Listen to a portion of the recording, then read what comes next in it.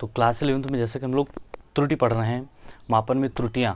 तो त्रुटियों में हम लोगों ने लास्ट वीडियो लेक्चर में त्रुटियों के बारे में बात की कि मापन में किस किस प्रकार की त्रुटियां हो सकती है, जिसमें हमारी मुख्यतः त्रुटि दो प्रकार की थी। एक हमारी जो थी नियमित, जिसको हम लोगों ने सिस्टमेटिक एरर्स बोला था, और दूसरी जो थी यादृच्छिक, जिसको हम लोग रैंडम एरर्स बोलते थे।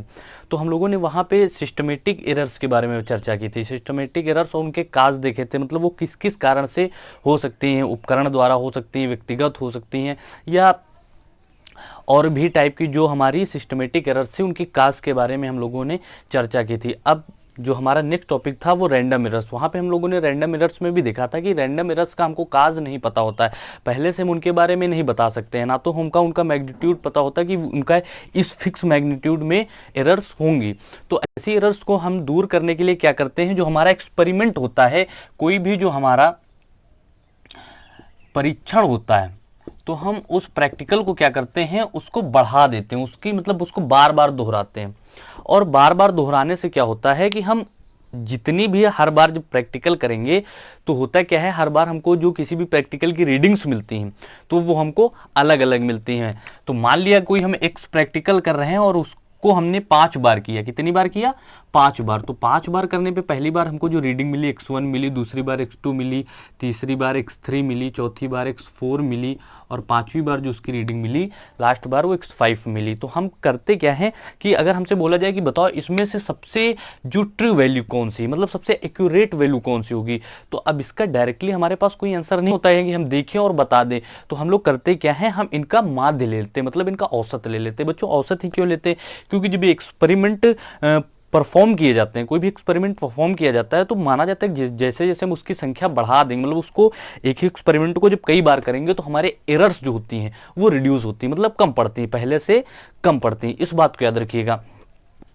तो अब उन जो हम उसमें से जो हमारी सबसे अच्छी रीडिंग, जो हम एक्चुअल रीडिंग लेते हैं, वो उनका औसत लेते हैं। उनका औसत ही क्यों लेते हैं, इस बात को भी समझते हैं। क्योंकि मान लीजिए हमने एक बार मान लीजिए रीडिंग ली x1, तो मान लिया कि x1 में हम जो एक्चुअल रीडिंग थे उससे थोड़ा आगे चले गए, फिर x2 लिया, तो मान लिया कि जितना x1 में आगे गए थे x2 में हम x के उतना ही, मतलब रियल वैल्यू के उतना ही पीछे चले गए। अब जब ऐसे ही आगे पीछे जाते रहेंगे तो आगे पीछे जाने यानी प्लस माइनस को बराबर करने के लिए क्या करते हैं, सबका औसत ले लेते हैं। तो इसलिए हम लोग जो इनका क्या लेते हैं, मीन में क्या लेते हैं, x1 plus x2 plus x3 plus x4 plus x5 बटे 5, जो हमारा एवरेज निकालने का तरीका होता है, माध्य निकालने का तरीका होता है। क्लास 9th और 10th में आप लोगों ने पढ़ा होगा। तो अब हमारे लिए जो ये x बार वैल्यू आई रैंडम एरर्स के लिए, ये x बार ही रियल वैल्यू है फॉर रैंडम एरर्स, इस बात को याद रखिएगा। अब ये रियल वैल्यू क्या एक्चुअल में रियल है क्या? अरे एक्चुअल में रियल नहीं है, बट हमारे पास अवेलेबल इन 5 वैल्यूज, या फिर कहें x बार भी आ गया तो 6 वैल्यूज, इन 6 वैल्यूज में जो हमारी रियल वैल्यूज, तुमसे हम खुद कहें कि बताओ तुम x1 मानोगे, x2 मानोगे, x3, कौन सी रियल वैल्यू मानोगे? तो तुम कहोगे नहीं भैया, इन सबका जो रियल वैल्यू होगी वो x होगी, ये सबसे ट्रू वैल्यू होगी, ये सबसे जो हमारी रियल वैल्यू होगी उसके निकट होगी। ठीक है, तो इसको हम लोग मानते हैं ट्रू वैल्यू। तो इस प्रकार से हम लोग रैंडम एरर्स को दूर करते हैं। इसको भी हम लोगों ने लास्ट वीडियो लेक्चर में पढ़ा था, बट यहां से भी थोड़ा समझ लीजिए। अब इसके बाद हम लोग आगे बढ़ते हैं कि कैसे हम लोग एरर्स को कैलकुलेट करते हैं। तो यहीं से देखते हैं, इसी से रिलेट करते हैं कि how to calculate the errors, त्रुटियों की गणना करना, कैसे हम लोग त्रुटियों की गणना करते हैं। तो देखो बच्चों, यहां से हम लोगों ने निकाला है x बार। अब ये x बार जो है ना, x बार यही हमारी एक्यूरेट या और रियल वैल्यू, भाई अब 5 या 6 वैल्यूज जो हमारे पास थी, रीडिंग्स थी, उसमें हमारी जो x है अब यही हमारे लिए एक्यूरेट है, मतलब इनका मीन। ठीक है, तो अब अगर हम यहां से एक हमारे पास कैलकुलेशन ऑफ एरर्स, हेडिंग डाल लीजिए कैलकुलेशन ऑफ एरर्स। अब हमसे बोला जाए कि आप एरर्स की कैलकुलेशंस कैसे करेंगे, तो सबसे पहले जो हम कैलकुलेट करते हैं एक नाम देते हैं एब्सोल्यूट एरर का। अब ये एब्सोल्यूट एरर्स क्या होती हैं, हिंदी में भी लिखते चलिए। एब्सोल्यूट एरर्स का मतलब होता है निरपेक्ष त्रुटि। निरपेक्ष त्रुटि। अब निरपेक्ष त्रुटियों का हम लोग इनकी गणना कैसे करते हैं, तो ध्यान से हमारी बात को समझिएगा। निरपेक्ष त्रुटि की गणना हम लोग कैसे करते हैं, तो एब्सोल्यूट एरर को हम लोग एग्जाम्पल के थ्रू समझते हैं। देखो एग्जाम्पल क्या है हमारा, कि मान लीजिए हमने इसी प्रैक्टिकल को 5 बार किया, तो एक बार इसकी वैल्यू थी 4.0, एक बार इसकी वैल्यू थी 4.1, एक बार इसकी वैल्यू थी 4.2, और एक बार इसकी वैल्यू थी 4.3, और एक बार इसकी वैल्यू जो निकली 4.4 निकली। क्लियर। अब अगर हम लोग देखें कि हमारे पास जो मीन वैल्यू होगी x बार की वैल्यू, यहाँ पे ये मीन वैल्यू जानते हो क्या होगी, यहाँ से दो इस तरफ, यानी x मीन की वैल्यू हमारे पास जो होगी यहाँ से वो होगी 4.2। क्लियर। मान लेते हैं कोई लेंथ निकालने, तो सेंटीमीटर इसको मान लेते हैं, तो ये भी होगा सेंटीमीटर में। ठीक, मतलब इन पांचों रीडिंग्स में हमारे लिए जो एक्यूरेट या रियल रीडिंग होगी वो इनका माध्य लेंगे रैंडम एरर्स के लिए, तो हमने माध्य निकाला 4.2 सेंटीमीटर। अब यही हमारे लिए एक्यूरेट वैल्यू है, यही हमारे लिए एक्यूरेट रीडिंग है। ठीक, अब हम करते क्या हैं कि अगर हमको एब्सोल्यूट एरर चाहिए, एब्सोल्यूट एरर देखो बच्चों, अगर हमने तुमको जब बिल्कुल बताया था मापन, देखो जो हमारा मापन होता है, जो हमारी भौतिक विज्ञान होती है, उसको मापन का विज्ञान कहा जाता है। सबसे ज़्यादा हम लोग मेजर जो डिफरेंट टाइप की फिजिकल क्वांटिटीज़ करते हैं फिजिक्स में ही करते हैं। तो फिजिक्स में हमसे एरर्स होती है। तो एरर्स क्यों होती, क्योंकि हर चीज़ की कोई ना कोई एक रियल वैल्यू होती है। ठीक है, ये आरवी का मतलब रियल वैल्यू, और अगर हम उसमें कोई ना कोई हम लोग क्या करते हैं, जब रियल वैल्यू, जैसे मान लीजिए इस मार्केट की कोई ना कोई रियल वैल्यू होगी ना, 4 सेंटीमीटर 5 सेंटीमीटर, मान लीजिए 5 सेंटीमीटर इसकी एरर रियल वैल्यू है, और हमने इसको मीजर किया, तो मीजर करने पर जो हमारे पास मीजर्ड वैल्यू आई वो mv, उसको हम लोग mv बोलेंगे, मतलब मीजर्ड वैल्यू। तो अगर हम लोग रियल वैल्यू में मीजर्ड वैल्यू को घटा दें तो यही हमारी निकल आती है एरर। मतलब किसी भी वास्तविक मान, किसी भी भौतिक राशि के वास्तविक मान में अगर हम लोग प्रायोगिक मान घटा दें, कौन सा मान घटा दें, प्रायोगिक मान, तो हमको पता चल जाता है कि उस वस्तु में त्रुटि कितनी है। अब इसको किस एग्जांपल से समझें, यहाँ से समझें। जैसे हमने जो, अब भाई रैंडम एरर्स है, रैंडम एरर्स के लिए हमेशा याद रखें हमारे पास जो ट्रू वैल्यू होती है, जो रियल वैल्यू होती है, वो माध्य वैल्यू होती है। एक्सपेरिमेंट को दोहराते जाते हैं, तो दोहराने पे क्या होता है, हम सब बार बार रीडिंग्स नोट करते हैं, एक बार किया, 2 बार किया, 3 बार किया, 4 बार किया, 5 बार, 7 बार रीडिंग्स नोट की। और रियल वैल्यू के लिए, ट्रू वैल्यू के लिए, ये त्रुटि रहित वैल्यू के लिए हम इनका माध्य ले लेते। तो माध्य लेने पे जो वैल्यू आती है इसको लगभग हम रियल वैल्यू या एक्यूरेट वैल्यू मान सकते हैं। तो अब हमारे पास यहाँ पे जो एक्यूरेट वैल्यू है वो 4.2 है, ये वाली।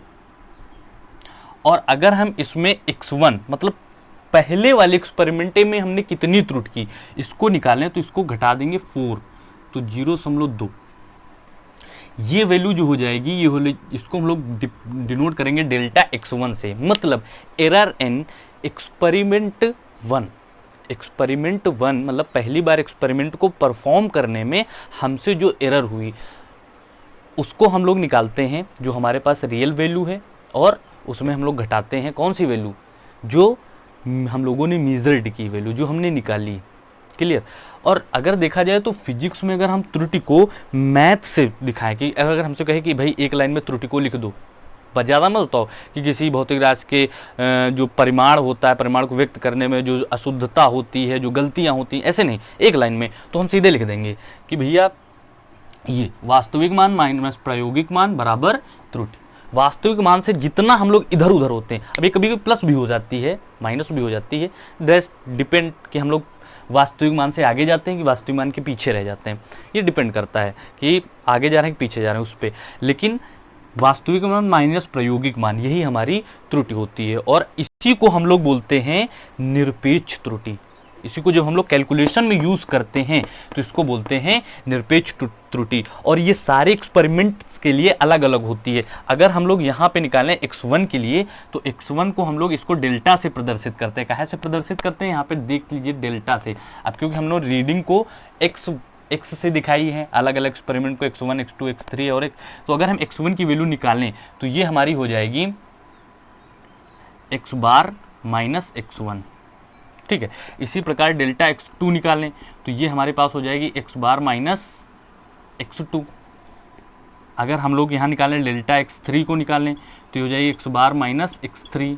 इसी प्रकार डेल्टा x4 को निकालें तो ये हमारे पास हो जाएगी बार x, मतलब x का माध्य जो हमने रियल वैल्यू मानी x4। और इसी प्रकार हम लोग निकालें डेल्टा x5 तो ये हमारे पास हो जाएगा बार x माइनस x5। तो इस प्रकार से हम लोग निकालते हैं निरपेक्ष त्रुटि। इस प्रकार हम लोग कैलकुलेट करते हैं। कैलकुलेट करने में जो हमारा पहला एब्सोल्यूट एरर्स है निरपेक्ष त्रुटि, उसको हम लोग निकालते हैं। मतलब अगर हमने जो रैंडम एरर्स के लिए जो सारा माध्य निकाला है, माध्य वैल्यू में जो एक्सपेरिमेंट 1 किया है, उसको अगर हम लोग क्या करें, सब्ट्रैक्ट कर दे, तो हमसे पता चल जाएगी ना कि हमने भी जो हमने रियल वैल्यू मानी ना वो 4.2 मानी, तो x1 करने में हम रियल वैल्यू से कितना आगे या पीछे गए, यही कहलाता है निरपेक्ष त्रुटि। अगर इसको यहां से समझें, ये रियल वैल्यू कितना आगे या पीछे गए, 4.2 की इसमें त्रुटि है। अगले में भी निकाल सकते हैं, 4.1 में 0.1 निकलेगा, 0.1 निकलेगा, इतनी इसमें त्रुटि है। तो इस प्रकार हम लोग परफॉर्म करते हैं एब्सोल्यूट एरर को। ध्यान से समझिए एक एक पॉइंट को, कोई जल्दी नहीं, आराम से देखिए। अब इसके बाद हम अब इसको रफ करते हैं और आगे बढ़ते हैं। तो ये तरीका होता है हमारा निकालने का एब्सोल्यूट एरर का, ठीक है। कैलकुलेशन ऑफ एरर्स में सबसे पहले हेडिंग है एब्सोल्यूट एरर्स यानी निरपेक्ष त्रुटि। अब हम लोग इसके आगे बढ़ेंगे।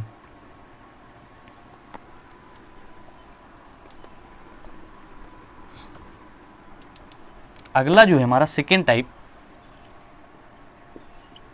Mean of absolute errors. Mean of absolute errors, अब इसको बोलते हैं, या इसको एक लाइन ऐसे लिख सकते हैं, माध्य निरपेक्ष त्रुटि। अब ये क्या होती है, माध्य निरपेक्ष त्रुटि का मतलब ये होता है कि हमारे पास, हम जानते हैं भैया, हमने एक एक्सपेरिमेंट को, जैसे आप लोग 11th में एक जो एक्सपेरिमेंट है बहुत फेमस है, वो पेंडुलम की सहायता से जी की वैल्यू निकालना, उसको आप लोग अभी देखेंगे अगले चैप्टर में। टी मतलब जो आवर्तकाल होता है सरल लोलक का, वो होता है L/G। मतलब एक पेंडुलम होता है, जो पेंडुलम को जानते हैं ना, इस तरह घूमता है, तो वहाँ पे ज़्यादा दूर तक ना घूमे, मतलब वहाँ से जो थीटा हो इसका इस तरफ जाने का, इस तरफ ये बहुत कम हो, तो ये वाला फार्मूला वेरी करता है पीरियडिक टाइम के लिए, ठीक है। तो टाइम पीरियड के लिए √L/G। तो यहाँ से हम लोग को टी कैसे मेजर करते हैं, मतलब 10 बच्चों को वही पेंडुलम दिया गया और उनसे कहा गया कि स्टॉप वॉच दी जाती है। स्टॉप वॉच जानते होंगे सभी लोग, लैब वगैरह में देखिएगा, तो वहाँ पे स्टॉप वॉच की सहायता से हम लोग उसका टाइम पीरियड निकालते हैं, मतलब कितनी देर में ये इधर से इधर आया, एक चक्कर लगाया, एक चक्कर में लगाने में समय, आवर्तकाल कैलकुलेट कर लिया, 2π की वैल्यू हमको पता है, और हमको पेंडुलम में जो लटका होता है वो हमको उसकी लेंथ पता होती है ना, तो सब कुछ पता है, जी की वैल्यू हम लोग काउंट कर लेते हैं। तो 10 बच्चों को अलग अलग दिया जाता है, मतलब ये मान लिया जाता है भाई 10 बच्चों को चाहे अलग अलग दे दो, चाहे एक बच्चे से 10 बार परफॉर्म कराओ, मतलब वो प्रैक्टिकल 10 बार हो रहा है, प्रैक्टिकली सोचो इस बात को, ठीक है। तो ऐसा करने से क्या होता है, रीडिंग्स भी 10 आती हैं, तो 10 रीडिंग्स क्या ले लिया जाता है, माध्य ले लिया जाता है, उसी को ट्रू वैल्यू मान लेते हैं, और ट्रू वैल्यू में क्या करते हैं, अलग अलग बच्चों के एरर्स, मतलब अलग अलग बच्चों ने कितनी कितनी एरर्स की हैं, इस बात को नोट कर लेते हैं। अब नोट करने के बाद हम सारी त्रुटियों का भी, मतलब सारे बच्चों ने कितनी त्रुटि की, इसका भी औसत ले लेते हैं। तो इसका औसत जो होगा, इसको हम लोग जो डिनोट करते हैं वो डेल्टा x बार से करते हैं, और डेल्टा x बार हमारा बराबर होता है, मान लीजिए 5 बार हमने किया, यही वाला एग्जांपल लेते हैं, delta x2 plus delta x3 plus delta x4 plus delta x5 बटे 5। ये होता है हमारा मीन एब्सोल्यूट एरर, मतलब माध्य निरपेक्ष त्रुटि, ठीक है। अब अगर हमको टीचर ने कहा कि जो एक्सपेरिमेंट करके लाओ, भाई बच्चे एक्सपेरिमेंट करते हैं, टीचर को तो सब पता होता है कैसे करना है, कैसे क्या करना है, वो हेल्प भी करते हैं। तो अगर हम किसी एक्सपेरिमेंट को करके फाइनल वैल्यूज जब सबमिट करते हैं, तो वो इन सारी वैल्यूज के साथ करते हैं। मतलब कैसे करते हैं, मान लीजिए ही x को हमने 5 बार किया, तो x की जो वैल्यू हम लोग सबमिट करते हैं ना, वो x बराबर x बार और प्लस माइनस डेल्टा x बार।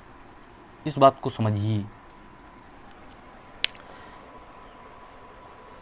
अब हम जानते हैं कि जैसे हम लोग जब 10 कोई भी प्रैक्टिकल को 5 बार करेंगे तो हर बार हमारे पास जो एरर्स होंगी वो अलग अलग होंगी, तो हम उन एरर्स का भी औसत ले लेते हैं। मतलब उन एरर्स का औसत लेने से हमको क्या पता चलता है कि हम जो हमने टोटल एरर की हैं, सारी गलतियां की हैं, सारी त्रुटियां की हैं, उनका औसत कितना है, मतलब कितना ज़्यादा रहें और कितना कम रहें, बीच वाली वही एक वैल्यू, एरर्स की भी माध्य वैल्यू। तो हम जब फाइनल रिपोर्ट करते हैं तो मतलब एक रीडिंग x के लिए कर रहे थे तो वो हमारी वैल्यू x बार थी और उसमें भी इतनी औसतन एरर थी, ये तो औसत वैल्यू होगी ना उसकी, उसमें भी इतनी औसतन एरर हमसे हुई। मतलब अगर जैसे हमने g की वैल्यू 10 फाइंड की और हमसे ±5 एरर्स हुई तो टीचर फाड़ के फेंक देगा, अरे 10 तो निकाला तुमने, उसमें भी 5 आगे पीछे, मतलब 5 से 15 वेरी करेगा ना ये, जब 10 में 5 घटेगा तो 5 बचेगा और जब 10 में जोड़ोगे तो 15 होगा, 5 से 15 के बीच में। तो ये जो हमने प्रैक्टिकल किया ये वैलिड नहीं है, this is not significant practical. फिर हम लोग किसको माने, तो हम लोग ज़्यादातर जैसे मान लीजिए अगर यही किसी बच्चे दूसरे ने किया, उसने कहा सर 10 हमारे पास जो है x बार की वैल्यू है, मतलब रियल वैल्यू हमारे हिसाब से 10 है और इसमें जो हमारे से औसतन गलती हो सकती हैं, औसतन गलती वो ज़्यादा या कम में, ज़्यादा भी हो सकती है कम भी हो सकती है, वो हमसे हुई 0.2, तो ये सही है कहीं तक, ये वेरी करेगा, है ना। 0.2 बहुत कम है 10 की तुलना में, तो ये चल सकता है, इतनी औसतन एरर्स हो सकती है। ये फाइनल रिपोर्ट सबमिशन होता है किसी भी एक्सपेरिमेंट के लिए, ठीक है। ये आपको काम आएंगे आगे जब आप पढ़ेंगे 11th या 12th में, जब भी प्रैक्टिकल करेंगे तो काम, हालांकि सब फाइले वाइले सब ऐसे ही काम हो जाता है, लेकिन फिर भी पता होना चाहिए ना, जो बच्चे आगे इंजीनियरिंग वगैरह करेंगे तो उनको ये बात पता होनी चाहिए, ठीक है। अब तो ये होता है हमारा माध्य निरपेक्ष त्रुटि, और इस प्रकार से हम अपनी फाइनल रैंडम एरर्स के लिए जो रिपोर्ट होती है वो सबमिट करते हैं। क्योंकि सिस्टमेटिक एरर्स को तो हम लोग ऐसे ही बढ़ा सकते हैं, जो अपना इंस्ट्रूमेंट होता है पूरा सिस्टम चेक करके, लेकिन रैंडम एरर्स को हम लोग हटा नहीं सकते हैं। उसके लिए हमको कोई भी जो एक्सपेरिमेंट होता है उसको इन टाइम्स करते हैं। अब इन टाइम्स करने से जो हमारी एरर्स होती हैं वो मिनिमाइज होती हैं। क्या होती हैं? मिनिमाइज होती हैं। और अगर हम इन टाइम्स प्रैक्टिकल एक्सपेरिमेंट को दोहराएंगे तो हमारी जो एरर्स होंगी वो पहले की 1/n हो जाएंगी, मतलब कम पड़ती जाएंगी, ठीक है। मतलब अगर किसी एक्सपेरिमेंट को 4 गुना बार किया जाए तो जो पहले की एरर्स होंगी पहले की 1/4 रह जाएंगी, ठीक है। इस बात को आप समझिए। तो इस प्रकार से हम लोग लिखते हैं माध्य निरपेक्ष त्रुटि, मतलब सभी त्रुटियों का, मतलब हमने एक एक्सपेरिमेंट को 5 बार किया है तो हर बार जो हमसे गलती हुई उनका भी हम लोग औसत लेते हैं, और जब फाइनल वैल्यू x के लिए सबमिट करते हैं तो x बार तो लिखते हैं क्योंकि वही हमने रियल वैल्यू माना है, ठीक है। और उसमें प्लस माइनस हमसे औसतन इतनी गलतियां हुई हैं। इस एग्जांपल से आप समझ सकते हैं बेहतरी से। अब हम लोग आगे यहाँ से बढ़ेंगे। माध्य निरपेक्ष त्रुटि के बाद एक तीसरा कैलकुलेशन होता है हमसे, इसको नीचे वाले को रफ कर रहे हैं, नोट कर लिए होंगे, कैलकुलेशन ऑफ एरर्स, पहली हेडिंग नोट करिए। अब अगर हम लोग एक बात और पढ़ें यहाँ से, एक चीज़ होती है सापेक्ष त्रुटि, जिसको बोलते हैं रिलेटिव एरर्स। तीसरे टाइप कैलकुलेशन में हम लोग यूज़ करते हैं रिलेटिव एरर्स। सबका मतलब समझते जाइए बस, ठीक है। रिलेटिव एरर्स इसको बोलते हैं सापेक्ष त्रुटि, और इसका एक नाम है भिन्नात्मक त्रुटि।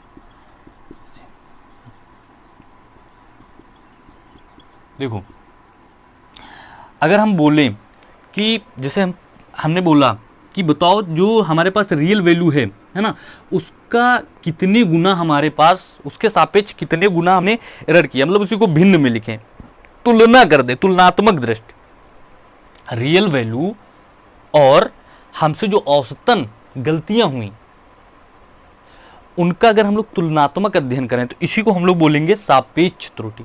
मतलब x बार की तुलना में हम लोगों ने कितनी गलतियां की, डेल्टा x बार अपान x बार, समझ गए ना। या इसको हम लोग लिख सकते हैं त्रुटियों का औसत, डेल्टा x एवरेज भी लिखते हैं इसको, और बटे x एवरेज, वही बात है ना, बाहर से डिनोट कर लीजिए या मीन, माध्य, ठीक है। तो ये होता है हमारा सापेक्ष त्रुटि, भिन्न के फॉर्म में भी लिखा है, हर के फॉर्म में, ठीक। मतलब हमारी जो रियल वैल्यू है उसकी तुलना में हमारी गलतियां कितनी हैं, रियल वैल्यू की तुलना में गलतियां, ये तो होता है तुलना करना, सापेक्षिक अध्ययन। तो ये हमारी कहलाती हैं सापेक्ष अथवा भिन्नात्मक त्रुटि। फ्रैक्शन के फॉर्म में भी लिखी हुई। अब एक चीज़ होती है हमारे पास, जो चौथी चीज़ होती है, ये थोड़ा इंपॉर्टेंट है और न्यूमेरिकल्स में हमको बहुत मिलेगी, हमारा पीछा नहीं छोड़ेगी, तो इसको ध्यान से समझिएगा, जिसको हम लोग बोलते हैं प्रतिशत त्रुटि। प्रतिशत त्रुटि, परसेंटेज एरर, ठीक है, परसेंटेज एरर। अब ये परसेंटेज एरर क्या होती है? अरे जैसे हमने 0.2 है ना एरर किया, तो 0.2 रियल वैल्यू के साथ हम लोगों ने एरर की, तो इसी का अगर हम लोग परसेंटेज निकालें तो इसका परसेंटेज हम लोग कैसे निकाल सकते हैं? इसका परसेंटेज ऐसे निकाल सकते हैं 0.2/10 × 100। वही बात तो हुई, रियल वैल्यू x बार, त्रुटियों का औसत डेल्टा x बार, और इसी का अगर हम लोग 100 ले लें, प्रतिशत का मतलब होता है प्रति 100, तो डिवाइड करेंगे ना 100 से, तो 100 डिवाइड करेंगे, 100 हमारा ऊपर चला जाएगा, तो क्या हो जाएगा यहाँ से डेल्टा x बार बटे x बार इंटू 100। ये फार्मूला होता है प्रतिशत त्रुटि का, और ये निकल के आती है परसेंटेज में, है ना। जैसे हमसे कहा जाए कि 2/5 को प्रतिशत फॉर्म में लिखो, तो हम लोग क्या करते हैं 2/5 का गुणा कर देते हैं 100 से, तो ये 40, 50 जो भी इस तरीके से परसेंट फॉर्म में लिखते हैं ना, तो इसी को हम लोग प्रतिशत त्रुटि, मतलब हमारी जो त्रुटि हुई उसको प्रतिशत में जो व्यक्त करते हैं, प्रतिशत में जब कैलकुलेट करते हैं तो उसको बोलते हैं प्रतिशत त्रुटि। और ये होता है त्रुटियों का औसत बटे रियल वैल्यू। रियल वैल्यू हमारी x बार होती है, इस बात को बार बार मैं दोहरा रहा हूँ, क्योंकि x बार ही हमारे पास जो होती है सबसे एक्यूरेट वैल्यू होती है। कोई भी अगर हमारे पास कई सारी वैल्यूज़ लिखी हैं, ऐसे भी समझिए कि अगर हमारे पास बहुत सारी वैल्यूज़ लिखी हैं और हमसे पूछा जाए कि बताओ इसमें सबसे ज़्यादा एक्यूरेट कौन सी होगी, तो हम सबका औसत लेते हैं। मतलब ये बात जो है हमारे माइंड में चलनी चाहिए ऐसे भी नॉर्मली, तो वही चीज़, ठीक है। तो इस प्रकार से हम लोग जो हमारी त्रुटियां होती हैं इनको, ये फिर से एक बार मैं रिवाइज कराता हूँ कि हमारे मापन में 2 प्रकार की त्रुटियां होती हैं। पहली सिस्टमेटिक यानी क्रमबद्ध त्रुटि। अब क्रमबद्ध जो है इतने शुद्ध हिंदी है कि बोलने में नहीं आते। सिस्टमेटिक नियमित भी बोल सकते हैं आप, इनका मैग्नीट्यूड फिक्स होता है, ये फिक्स मैग्नीट्यूड में होती है। और देखो सिस्टमेटिक को मेटिक हटा दो, मतलब एटिक हटा दो, तो बचा क्या हमारा सिस्टम, मतलब हमारे जो सिस्टम में एरर्स होती है, सिस्टम हमारी लैब, हमारे इंस्ट्रूमेंट, है ना, और हम लोगों को मिला के जो पूरा सिस्टम बनता है एक्सपेरिमेंट करने के लिए, इस सिस्टम में ही अगर कहीं एरर है तो इसको हम लोग सिस्टमेटिक एरर बोलते हैं। और हम अपने सिस्टम को सही कर लें तो निश्चित तौर पे हम लोग अपनी सिस्टमेटिक एरर को भी सही कर लेंगे, ठीक है। तो ये होती है हमारी सिस्टमेटिक एरर्स। उसमें हम लोगों ने सिस्टमेटिक एरर्स के काज लास्ट वाले वीडियो में पढ़ चुके हैं। अगर आप लोगों ने अभी वो वीडियो नहीं देखा है तो प्लीज़ आप पहले उस वीडियो को देखिए, फिर उसके बाद इस वीडियो को समझिए कि बहुत अच्छे समझ में आ गए। इसलिए मैंने थोड़ा इसको स्पीड में भी बताया है, हालांकि यही हमारा इंपॉर्टेंट है एरर्स में। जो 11th में हमारा इंपॉर्टेंट टॉपिक है वो यही है, इसी से हम लोग न्यूमेरिकल सॉल्व करेंगे। और कैसे न्यूमेरिकल्स लगाएंगे इसको मैं अगले वीडियो में पहले न्यूमेरिकल बताऊंगा इस पर बेस्ड, उसके बाद नेक्स्ट वीडियो पे मतलब त्रुटियों का संयोजन, कॉम्बिनेशन ऑफ एरर्स, जोड़ घटाना गुणा भाग में त्रुटि, इसको पढ़ाऊंगा।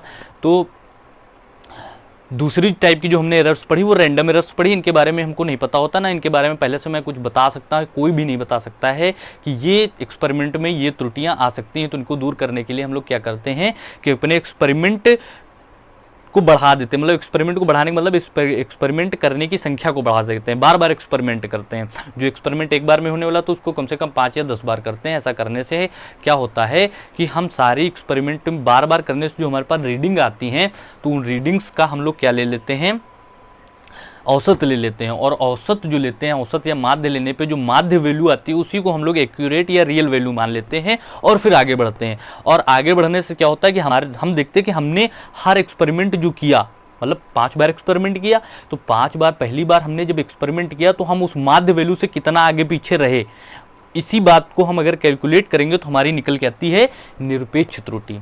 निरपेक्ष त्रुटि बराबर क्या होती है, यहाँ पे देख लीजिए, डेल्टा x बराबर x बार माइनस, अगर पहले के लिए तो x1, ठीक है, दूसरे के लिए तो यहाँ पे x2, डेल्टा x2। तो ये होती है निरपेक्ष त्रुटि। अब निरपेक्ष त्रुटि में जो हमारी ये त्रुटि होती है, इन त्रुटियों का हम लोग क्या करते हैं, औसत निकाल लेते हैं इस प्रकार से। तो इसको बोलते हैं माध्य निरपेक्ष त्रुटि, मतलब निरपेक्ष त्रुटियों का माध्य ले लें इस प्रकार से। तो 2 चीजें हो गई ना हमारे पास, एक तो हमारे पास रीडिंग्स की हो गई माध्य, जो हमने रीडिंग्स ली हैं अलग अलग, और दूसरी चीज जो रीडिंग्स में हमारे पास एरर्स आई हैं उनका भी माध्य हो गया, ठीक है, मतलब अगर हम तुमसे पूछें कि तुमने जो एक्सपेरिमेंट 1 में त्रुटियां की, 2 में त्रुटियां की, 3 में त्रुटियां की, उनमें सबसे अच्छी त्रुटि कौन सी है, तो हम सबसे अच्छी त्रुटि भी निकालने के लिए उन त्रुटियों का माध्य निकाल लेते हैं। ठीक है, तो अब फाइनल वैल्यूज जब सबमिट करते हैं तो हम क्या करते हैं, सबसे अच्छी वैल्यू रखते हैं। तो सबसे अच्छी एक्यूरेट वैल्यू और एक्यूरेट त्रुटि प्लस माइनस, ये माइनस कम भी हो सकती है, ज़्यादा भी हो सकती है, एक्यूरेट की वैल्यू इधर उधर हो सकती है, तो प्लस माइनस। ठीक है, तो अब हम अगला जो इस टाइप की जो एरर्स होते हैं रैंडम एरर्स के बारे में फिर हम लोग, अब अगला जो हम लोग कैलकुलेट करते हैं एरर्स को, वो करते हैं रिलेटिव अथवा जो फ्रैक्शन एरर, सापेक्ष अथवा भिन्नात्मक त्रुटि। इसमें हम लोग क्या करते हैं, भिन्न के फॉर्म में लिखते हैं, मतलब हमने सही वैल्यू की तुलना करें अगर अपनी एरर्स से, तुमने कितनी ज़्यादा एरर्स की, तो हम लोग जिसकी तुलना करते हैं उसको नीचे रखते हैं, और जिससे करते हैं मतलब सॉरी जिसकी तुलना करते हैं उसको ऊपर रखते हैं, जिससे करते हैं उसको नीचे रखते हैं।